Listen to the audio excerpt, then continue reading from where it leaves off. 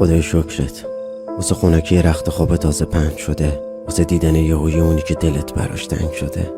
واسه صدای رادیوی ماشین توی شب، واسه گشت زدنهای شبونه توی شهر، واسه صدای جاروی رفتگر نزدیک سحر،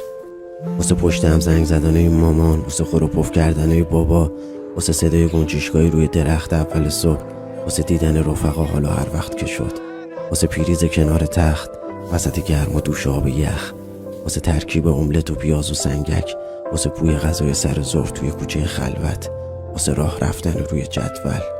واسه لیز خوردن روی نرده، واسه حرف زدن روی پنکه، واسه دست کردن تو گونی برنج، واسه لذت شکوندن خلنج، واسه بوی پوشال نوع کولر، واسه جیغ زدنهای توی تونل،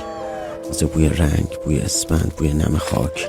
بوی چوب سوخته، بوی بنزین، بوی لاک، واسه همه چیزایی که بهمون دادی و ما نمیبینیم.